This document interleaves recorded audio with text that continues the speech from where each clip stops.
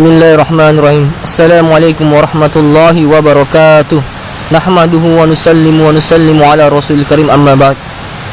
Hadirin dimuliakan Allah subhanahu wa ta'ala, kerja dakwah adalah kerja yang sangat agung dan kerja yang terpenting, kerja yang sangat penting yang Allah subhanahu wa ta'ala berikan kepada kita. Karena yang pertama kali berdakwah adalah Allah subhanahu wa ta'ala sendiri. Wallahu yada'u ila daris salam wa yahdi ma yasha'u ila siratal mustaqim. Allah berdakwah, Allah mengajak manusia ke dalam surga dan memberikan hidayah kepada siapa yang dikehendakinya. Hadirin Allah subhanahu wa ta'ala, karena begitu pentingnya kerja dakwah, hadirin mulia, para sahabat radhiyallahu anhum ajma'in yang mereka tinggal bersama Nabi sallallahu alaihi wasallam di Haramain Syarifain, tempat dua yang suci, dua kota suci, tempat yang penuh dengan keberkahan, yang apabila seseorang itu solat di Masjidil Haram, maka dia mendapatkan pahala 100.000 kali lipat. Dan seseorang yang solat di Masjid Nabawi Syarif, maka mereka mendapatkan pahala 50.000 kali lipat. Tetapi walaupun sedemikian rupa keutamaan dua tempat suci tersebut, maka begitu agungnya kerja dakwah, maka Nabi sallallahu alaihi wasallam tetap mentargib para sahabat radhiyallahu anhum ajmain untuk selalu memperjuangkan agama Allah pergi ke seluruh penjuru dunia. Hadirin Allah subhanahu wa ta'ala, Allah subhanahu wa ta'ala berfirman dalam Al-Quran, kuntum khaira ummatin ukhrijat linnas ta'muruna bil ma'ruf wa tanhauna 'anil munkar wa tu'minuna billah.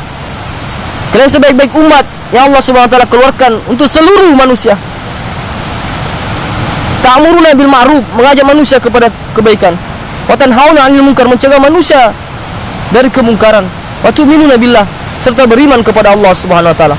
Hadirin rahimakumullah, begitu besar dan utamanya dakwah keluar di jalan Allah subhanahu wa ta'ala, sehingga suatu saat para sahabat radhiyallahu anhu ta'ala anhum ajmain di hadapan Nabi sallallahu alaihi wasallam, di antara mereka mengusulkan bahwa sayanya keberangkatan kita tundakan saja ya Rasulullah, karena malam sudah larut, dan bagaimana kalau kita berangkatkan besok pagi dan kita bisa berangkatkan besok.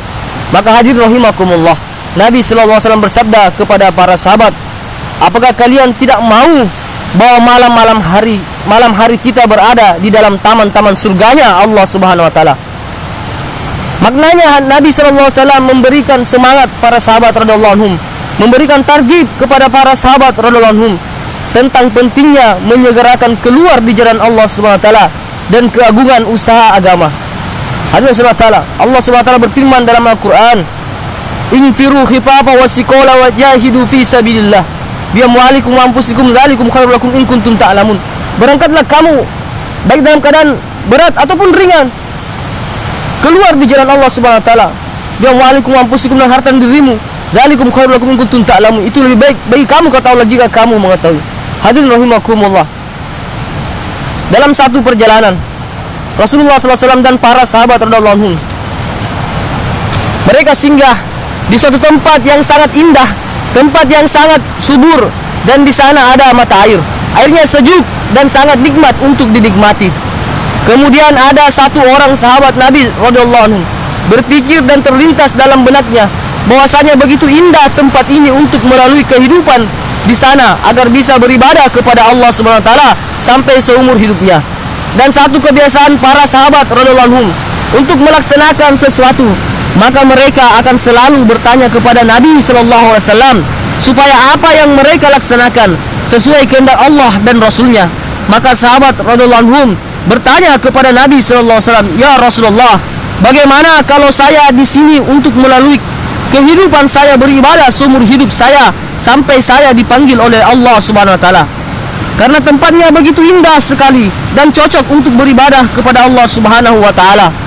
Maka hadirin rahimakumullah, maka Nabi SAW menjawab dan mentargib sahabat tersebut tentang keutamaan memperjuangkan agama Allah ta'ala. Seorang yang berdiri sesaat di jalan Allah Subhanahu wa ta'ala lebih baik daripada beribadah selama 70 tahun berada di ketempatan. Hadirin rahimakumullah, Sayyidina Abdullah bin Rawaha radhiyallahu anhum suatu saat ketika dihantarkan Nabi sallallahu alaihi wasallam untuk memperjuangkan agama bersama sahabat yang lain, maka di benak Abdullah bin Rawaha radhiyallahu anhu ingin solat di belakang seseorang yang paling terbaik, yaitu Rasulullah sallallahu alaihi wasallam, dan melaksanakan solat Jumat di tempat yang sangat mulia.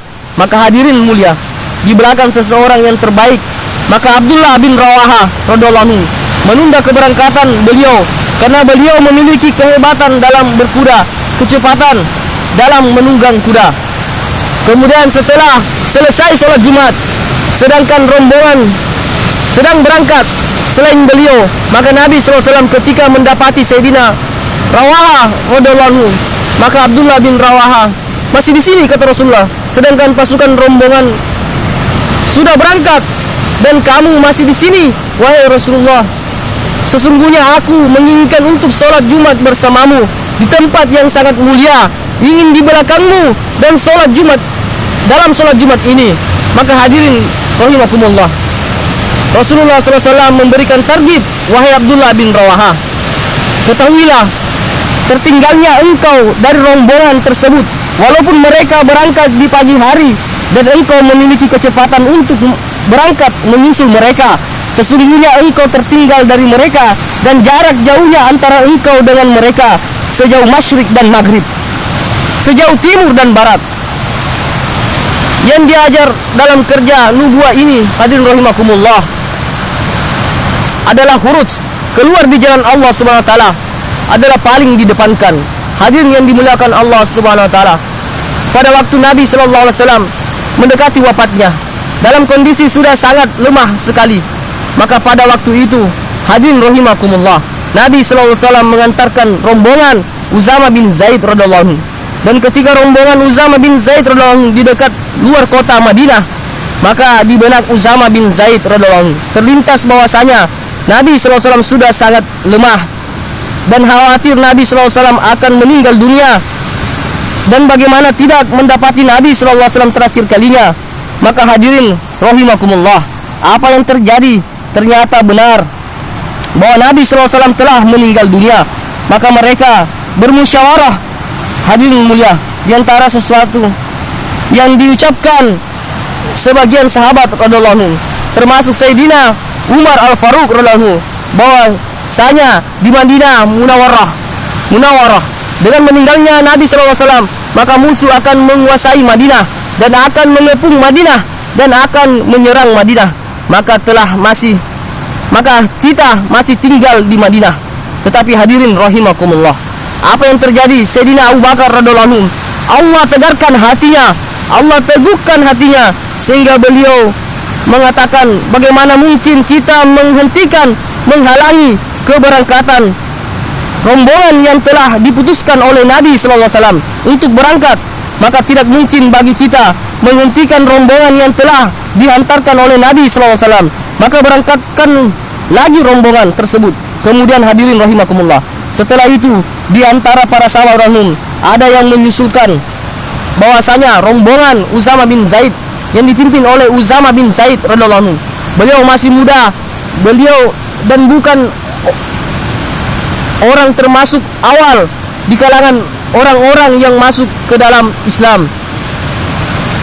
Kenapa tidak kita gantikan saja dengan yang lain, yang lebih lama, yang lebih tua lagi? Maka Nabi sallallahu alaihi wasallam pada waktu itu telah memberikan wasiat untuk memberangkatkan rombongan tersebut yang dipimpin oleh Uzama bin Zaid. Maka Sayyidina Abu Bakar radhiyallahu anhu, beliau mengatakan, tidak mungkin aku menggantikan seseorang yang telah diputuskan Nabi sallallahu alaihi wasallam. Apa yang telah diputuskan oleh Nabi sallallahu alaihi wasallam untuk diberangkatkan, maka tetap diberangkatkan. Akhirnya rahimakumullah, rombongan Uzama bin Zaid radhiyallahu anhu diberangkatkan kembali. Dan hadirin rahimakumullah, ketika pelaksanaan sholat zuhur, azhar, maghrib dan isya, maka biasanya ada mata-mata yang melihat bagaimana keadaan muslimin pada waktu itu. Maka ada mata-mata yang melihat di waktu zuhur, ternyata ribuan pasukan telah bergabung dengan rombongan Uzama bin Zaid. Dan kemudian di waktu asar, mereka melihat dengan mata kepala mereka bahwa ribuan lagi yang bergabung dengan rombongan Uzama bin Zaid. Di waktu maghrib mereka melihat bahwa sanya ada ribuan lagi pasukan yang menyertai rombongan Uzama bin Zaid radhiyallahu anhu. Dan kemudian di waktu Isya mereka melihat lagi ada ribuan rombongan yang bergabung dengan Usama bin Zaid. Maka akhirnya mata-mata tersebut mengatakan, kalau begitu banyak rombongan ribuan telah bergabung dengan rombongan Usama bin Zaid, berapa banyak mereka orang-orang Islam yang ada di Madinah untuk menjaga Madinah. Maka mereka mengundurkan niat mereka untuk mengepung kota Madinah. Kenapa hadirin rahimakumullah? Karena mereka mengedepankan apa yang dikedepankan oleh Nabi sallallahu alaihi wasallam, yaitu menghantarkan rombongan untuk memperjuangkan agama Allah, mendakwakan agama Allah. Maka dalam keyakinan kita, hadirin mulia, dalam buat kerja dakwah ini, hadirin mulia, apapun keadaannya, bagaimanapun keadaannya, keadaan sulit bagaimanapun juga, maka kita tetap kedepankan untuk mendapatkan rombongan untuk memperjuangkan agama Allah. Karena semua sanad, semua keadaan dalam genggaman Allah Subhanahu wa taala. Dan apabila kita laksanakan apa yang diperintahkan oleh Allah dan Rasulnya, maka Allah Subhanahu wa taala akan selesaikan keadaan menjadi keadaan yang baik, dan Allah Subhanahu wa taala akan menolong kita semua dalam mengikuti sallallahu alaihi wasallam, membuat kerja anbiya alaihi salatu wassalam dan kerja Rasulullah sallallahu alaihi wasallam. Maka ittiba kita mengikuti Nabi sallallahu alaihi wasallam adalah secara sempurna, bukan hanya separuh-separuh. Karena natijah yang kita dapatkan tidak sempurna apabila kita tidak ittiba kepada Nabi sallallahu alaihi wasallam secara sempurna, dan ittiba kepada Nabi sallallahu alaihi wasallam, mengikuti Nabi sallallahu alaihi wasallam zahir dan batin.